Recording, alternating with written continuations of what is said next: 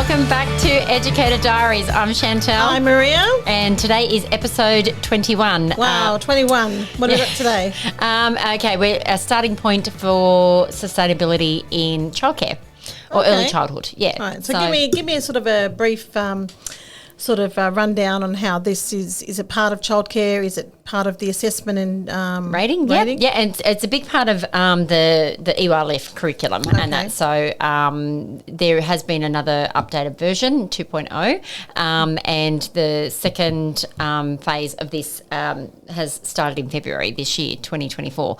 So what the new curriculum has brought in is that looking at sustainability in 3 sections. So looking at embedding these practices, like I think it's just to help people and centres with a starting point and looking at all different areas, not just like your basic sustainability stuff. So we're looking at environmental, which is like focuses on reducing waste, food, water, recycling, etc. Then you also have economic, so how to be a good consumer, and social. So we're looking at inclusion, fairness, peace, and things like that. So, if this is something new to a centre that's never done it before, what's the best thing to start off?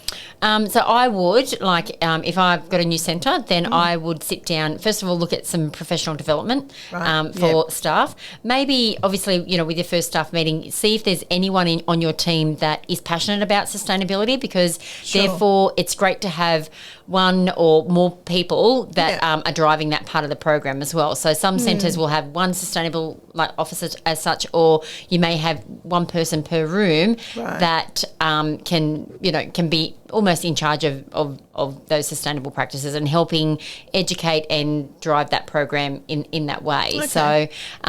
So obviously start with your staff meeting, do some brainstorming. Right. There's some amazing Facebook groups out there that I would say would be a great starting point. So it's It's sustainability in early years and inspired EC. Some good ones to look at. So this is what I love about childcare now, is that back in the day we didn't have all this networking, whereas Facebook groups and things like that just really open it up for everybody to, even ask the question. Like, you can go on there and ask a question, how do I start? And you'll be flooded with all these people willing to help you out as well. So how can we make it that, if at a centre, how can we make it so overwhelming?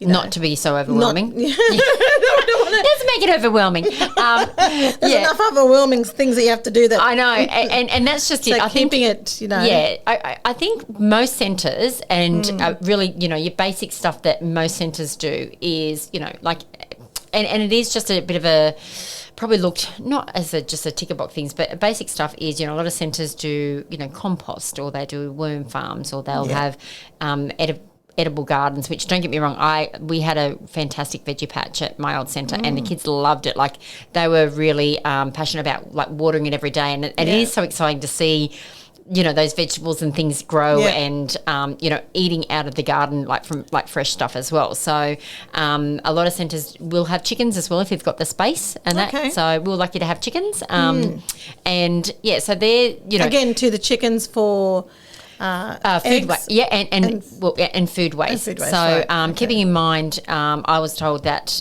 you can't use the eggs in the centre because they're not stamped. So they've got to, how all your eggs that you buy from a supermarket are stamped. So that means fresh eggs coming out of the chicken that you are feeding. Yeah. You can't use those eggs. Well, that's what I was told. I don't know if anything's changed but what we do with those eggs is obviously offer them to the families, or the staff would take them home and that. So so that was there. So how do you know? Well, because you've got centres who use catering for the children's meals. Yep.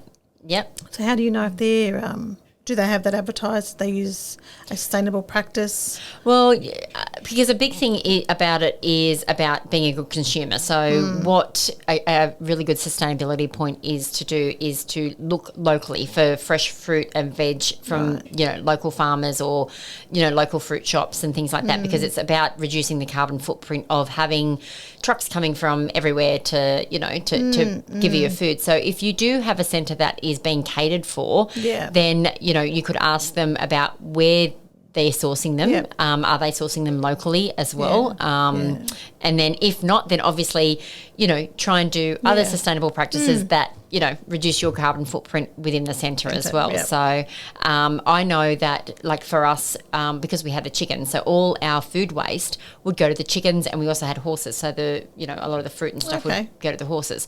Some other centres will use that food waste to send home in bags and stuff for families' animals and things like that. So, some otherwise, children do, like, you get to the end of the day and, you've got all these like food, and then it's also sitting in bins and smelling and what have you. So that's a really good sustainable practice. If you've got like families that have got animals and things like that, you can say, are you, put your name down on a list if you'd like to take home some food scraps at the end of the day. Yeah. So, so look, there's so many things that you can actually do, and that's what I thought today would be a great day, just to chat about some some different resources and different things you can do, like So this is like we talk about, this is one step further, which everyone's probably everyone should be practicing at home anyway. Like, so we've got recycle bins.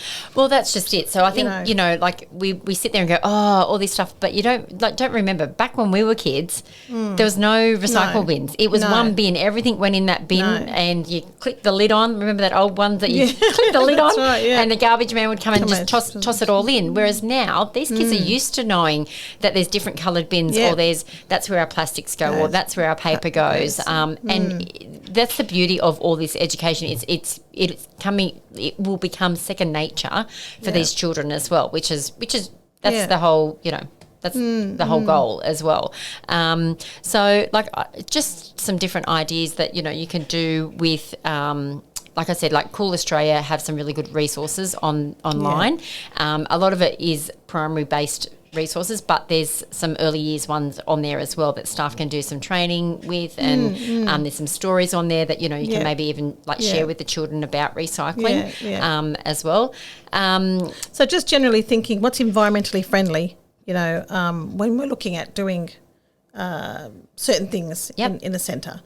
So looking at basically like changing soaps, detergents. So changing them over to biodegradable ones that will break down easier in the centre. So that's a really good thing to do. I know a lot of centres use bread bags, so they bring the bread bags in for nappy changing, and that's so like instead of using a nappy bag, they put the bread don't put the bread in, they put the nappy in there and wrap it up. So to dispose of it. So, I have an issue with this. Only because, and I'm speaking honestly, because, the nappy change area, we talk about hygiene practices, and we've got families bringing in bread bags that, been handled, either they've used in the kitchen and the hands have been dirty outside the bags, and then we bring them into the centre and they're supposed to be in that area. Yeah. Why not use biodegradable bags? Yeah, well, I think it's just I think it comes down to a consumer thing as well. It's like not consuming, but again, I'm sure like we actually have used those before, those food biodegradable bags for our nappy changing. Other centres actually use newspaper, so they'll get the newspaper and they'll wrap up the nappy in a newspaper and use that, and that is actually meant to help the smell as well. So I have seen it, like been at a centre that they've used newspaper, like all the families. Again, it's about getting the families to help. That whole practice. You know what I mean? Like, so you're inviting the families and then you're making them think about sustainability as well. So I know another idea was... Well, because many years ago, remember we used to, and I remember, and this is back in the day, for craft activities, we used to get the parents to bring in the toilet rolls. Yeah, so no toilet rolls anymore. No, so that's stop. Yes. You see? Because it was coming. So what you do instead, you ask them, like paper towel rolls and things like that. And where the Glad Wrap aluminium rolls and things like that. It's just because I think the toilet rolls was because they'd come from the bathroom. Yes. Well, see, that's what I'm talking about, garbage bags going into the bathroom. Like, the bread bags. That's what I'm talking about. So you got to draw the line of where it's sensible and where it really could be practiced in a... Yeah, but I guess the bread bags haven't been in the toilet. No, but I'm saying they've been in the kitchen. Yeah. Like they've been handled, All right, well, we might agree to disagree on that one. So, there's lots of centres doing that, but that's okay. Go for it. Yeah, But I think that's the part of being, you know, you're thinking, oh my gosh, to go to that extent of, it can become very overwhelming. It can, for but a centre that's not practicing it fully. no, that's right. So that's when you start with your basic things, like, you know, make sure that the lights are all turned off when the children are playing outside, and when you don't need to have that electricity running and stuff like that. You collect all the water from the water bottles. You know, at the end of the day, you know, if you're emptying out the children's water bottles, if they're not like taking them home or whatever, and you water the gardens with any excess water that you have in the centre. For sure. So even like there's some centres that do have the food, you know, brought in that they have in Bay Marie. So you use the water out of the Bay Marie. So it's just rather than just dumping stuff, you use.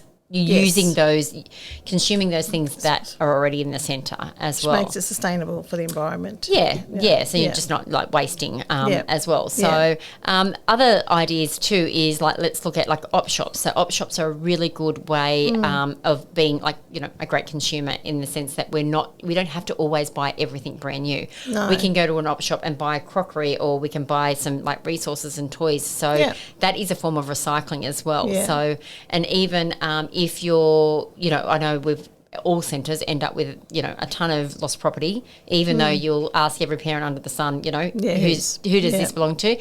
Donate that to charity after X amount of time. Say, you know, put out a post, this is about to go, please check, you know, for your child's belongings. You know, those things can then be donated to charity as well. But also too, like I remember that we used a lot of, there was a resource place called Reverse Garbage in Sydney. Yes. Yep. I don't know if it's still there. But when it came to craft ideas, I mean, that place had a whole lot of it wasn't resources. just craft. They had heaps of stuff like, from metal to like even those big cone things that there's like, Yes, it was quite resourceful. And again, to going there with the knowledge of, for children to use their imagination. I think you mentioned to me about loose parts. Yes. Yeah, so that's like a great place to go for just loose parts play. So a lot of centres, again, setting up just as like a corner or even an outdoor shed that becomes the loose parts play thing. So, you know, you've got planks of wood, you could have tyres, you could have like traffic cones, you could have just wood in general or anything like that then you just let them use their own imagination as to what they want to create as well. So, that's definitely like a great place. And loose parts is also a really good part of sustainability as well, because it doesn't have to fit somewhere. It's not, you know, it could be a puzzle that you've lost half the pieces for. Well, you know what, let's just put this here, and the children can create their own things out of it. That's a great idea. I think a big part of the social part also is also teaching children to be responsible. Like, you know, so things just aren't, you can't just break something and we're going to get something new. No. Like, you know, part of the, it's not just about the resources and what we're doing, it's about educating them on, you know, being a good consumer. That, so. We used to have that, I don't know if you remember, we used to have a sign about books. Books are precious. Yes, of teaching them how to handle the books and turning the pages and things like that, to keep our books nice and new. Yeah. Well, you've even got a lot of centres that do the street libraries now as well. So, you know, some have a proper little box made up. It could even just be, I know our little local town, we've just got a bookshelf outside the supermarket where parents can donate books, or you can take books. So even centres themselves, like if you don't have the area, you can even just set up a table outside saying, please, and that's, you know. again, you know, sort of involving the community. Definitely. That's great. And, you know, again, it doesn't have to be just about books. It can be like some centres also do food or clothing and things like that, saying, you know, give some, take something. You know, if a family's doing it tough, then maybe those couple of packets of noodles that night might just tide them over, or that packet of pasta or what have you. So again, it's a sustainable practice. It's sharing, and it's being like, I like that. That's a good idea. Yeah, it's great. Well, I mean, there's lots of different ways and ideas, and I think the first and foremost is to make sure you don't set a very high expectation at first, because that can sort of like, if you go gun-ho all at once, and sort of come tumbling down, because it takes a lot of time and responsibility. And it's got to be embedded. This is the whole thing with the curriculum. It's got to be embedded. So you can't just 1 week go, right, we're going to recycle this, we're going to water this, we're going to do this, and then the next week nothing happened. There's no point. No, it's like you said, baby steps. Set some things through your QIP, like, so you've got a quality improvement plan. So set some goals and then sit down and brainstorm, jump on these pages and have a look at ways. Like, we've just had Clean Up Australia Day. That's another thing, that a great community thing that, you know, families could, you know, meet each year. It's around March every year. Okay.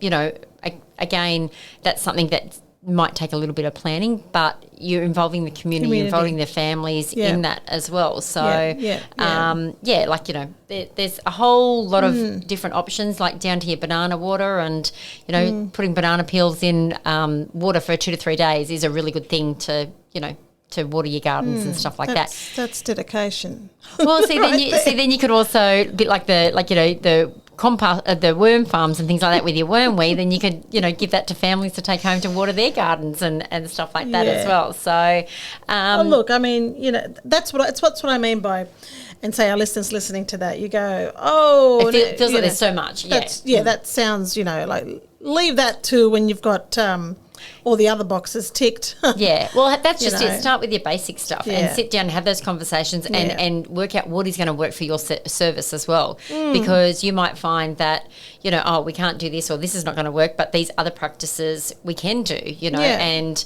you know, you've got something around the centre saying, you know, like turn off the lights and stuff like that. And then that just could become part of your, you know, your newsletters and one thing that you do, just one little thing, it makes a difference. So on top of that, start building up.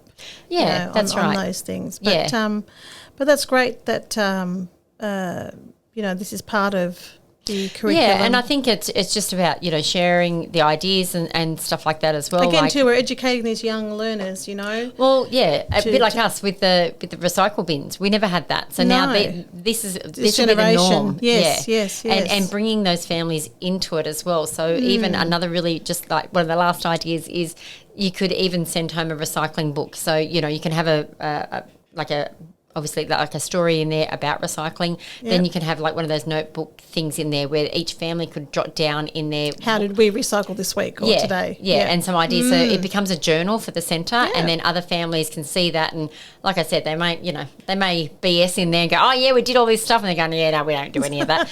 But at least it creates those conversations. It does. And can give you some ideas too. Well, that's right. And then you can get some family input back into it. And they might even be able to suggest some things for the service to do, and we're always after that family input and that. So, well, that's great. You know, it's important that we take care of the environment. Well, it's, you know, it's becoming more and more important in our daily lives, as well as in, like, especially with the EYLF curriculum. It's just, you know, one of those things that, like I said, we can give anyone a few ideas after today's podcast. Like I said, don't get too overwhelmed about it, because I know, you know, since from when I've been out of the industry for a while, there's so much more responsibility that educators have to do in the centre.